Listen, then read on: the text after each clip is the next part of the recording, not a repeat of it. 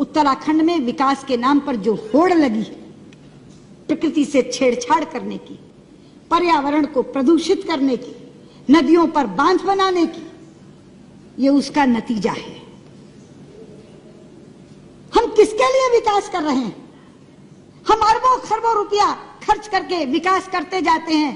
प्रकृति एक दिन क्रोधित होती है और ऐसी विनाश लीला करती है कि सब कुछ तबाह कर जाती है। कब आंखें खुलेंगी हमारी?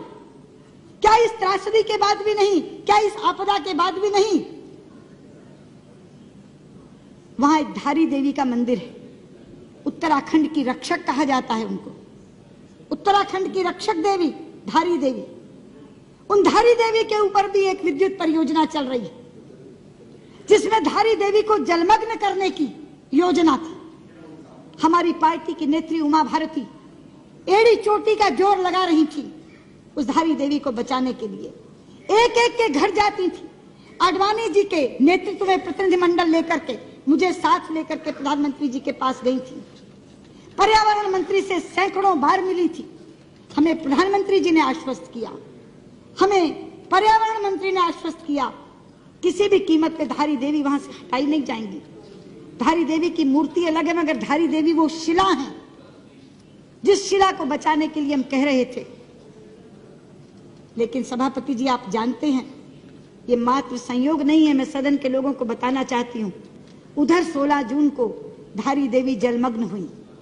उसी दिन धारी देवी जलमग्न हुई और इधर केदारनाथ में जल प्रलय आया, जो ऐसा जल प्रलय आया जो हजारों जिंदगियों को लील गया, जो एक विनाश की लीला करता हुआ चला गया। हमारे शास्त्रों में एक श्लोक है, अपूज्याम यत्र पूज्यन्ते पूज्यानां तु व्यतिक्रमा त्रीणि तत्र भविष्यन्ति दुर्भिक्षम मरणम भयम।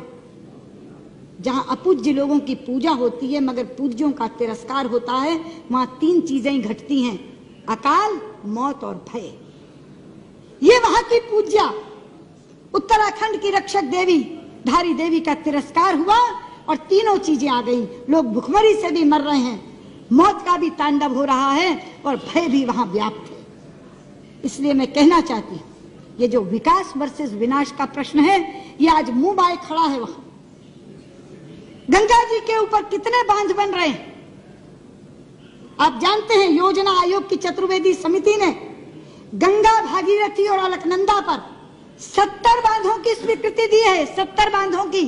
आज रेवती रमन जी यहां बैठे नहीं हैं, 2-2 बार चर्चा कराई है इस सदन में उन्होंने। हम सब सांसदों को साथ लेकर प्रधानमंत्री जी के पास जाते हैं। सभापति जी, गंगा हमारे लिए साधारण नदी नहीं है, गंगा हमारे लिए मां है। पता नहीं आप उस दिन थे सेंट्रल हॉल में कि नहीं, मुझे आश्चर्य मिश्रित हर्ष हुआ था। इतना हर्षित हुआ था मन, जापान के प्रधानमंत्री ने केंद्रीय कक्ष में संसद के दोनों सदनों के सांसदों को संबोधित करते हुए जब गंगा जी का नाम लिया था तो गंगा मैया कहा था। वो लोग हमारी भावना की कद्र करते हैं, वो हमारी आस्था की कद्र करते हैं।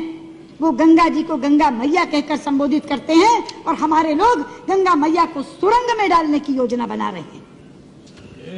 गंगा जी की धारा अविरल बहे, गंगा जी की धारा निर्मल बहे, इसके लिए हम लोग प्रयास में लगे हुए हैं। लेकिन गंगा जी को जो लोग सुरंग में डालना चाह रहे हैं, उस उत्तराखंड के लोगों को इस तरह की आपदाएं सहनी पड़ रही हैं, जिसका शिकार पूरे का पूरा देश बनता है। इसलिए मैं आज यहाँ खड़ी होकर ये कहना चाहती हूँ, धारी देवी को पुनर्स्थापित करने का काम करिए। मैं यहाँ से मांग करती हूँ, गंगा मैया पर बनने वाले सारे बांधों को निरस्त करिए। जितना मर्जी पैसा उस पर खर्च हो चुका होगा, जो पैसा आपके राहत और पुनर्वास पे खर्च होने वाला है वो उससे कहीं कम होगा। जितना मर्जी पैसा खर्च हो गया हो, मत दिखाइए हमें वो एस्टिमेट्स, मत बताइए कि इतना पैसा खर्च हो गया। अमूल्य जिंदगियां जा रही, खत्म हो रही हैं। पूरे का पूरा उत्तराखंड आज विप्लव की कगार पर खड़ा है। इसलिए मैं आपसे कहना चाहती हूं, गृह मंत्री जी, गंगा मैया पर बनने वाले सारे बांध निरस्त कर दीजिए, धारी देवी को पुनर्स्थापित करिए। उत्तराखंड को अगर बचाना है तो राहत और पुनर्वास तो अलग है, लेकिन जब तक धारी देवी का पुनर्वसन नहीं होगा तब तक आपका कोई राहत और पुनर्वास का काम पूरा नहीं हो सकेगा।